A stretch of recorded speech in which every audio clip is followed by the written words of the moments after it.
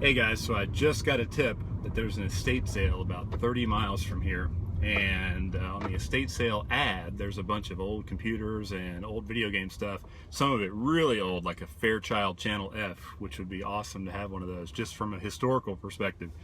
So I'm going to drive over there and check it out, and let's see what they have, if there's anything left. Hopefully they've got something left. It's kind of rainy today, so I don't know what the turnout's going to be like.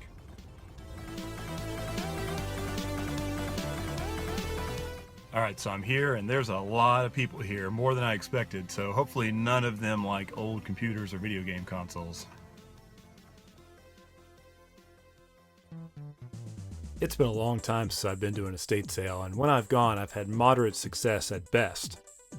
The amount of outdated junk I'm seeing here makes this one look a little bit more promising. Once I find my way through the kitchen, I begin seeing some loose PC and Macintosh software scattered around. I didn't see much of interest within the boxed PC games, but these old Macintosh discs caught my attention. I remember the Connectix RAM and Speed Doubler utilities from the early 1990s, and Eric's Ultimate Solitaire demo was bundled with macOS for many years. Next to that was a really old and interesting Sharp pocket calculator from what looked like the early to mid 1970s. It was awesome and I almost bought it. Checking some of the other rooms, I noticed a nice turntable, but underneath that is a beige box of some type. This is a Macintosh Performa 6220 CD from 1995. I personally prefer the earlier 68,000 based Macs, but this one also has a $100 price tag attached to it. No thanks. Moving upstairs, I'm greeted by a once awesome projection TV. What's even more awesome is what's behind it. A complete Apple II GS setup. This one comes with a box of productivity software, a 3.5-inch and a 5.25-inch disk drives, RGB monitor, and a couple of keyboards.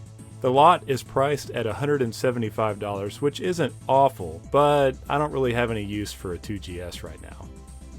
The previous owner had a large collection of various mid-century erotic works, or prods. At this point, I've yet to see the Fairchild Channel F, but then I see it. It's in beautiful condition and comes with the box full of complete games. It's marked at $65, but I bet I could haggle on it a bit.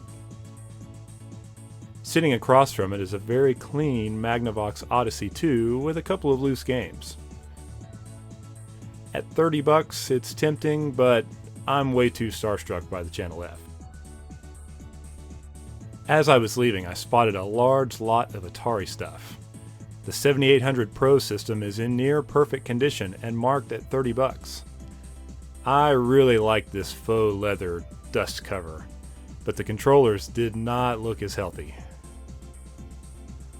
Fortunately, there is a large number of controllers to choose from, including some of the highly sought after aftermarket 5200 controllers. I'm not very knowledgeable when it comes to 5200 and 7800 cartridges, but maybe there's a gem in here somewhere.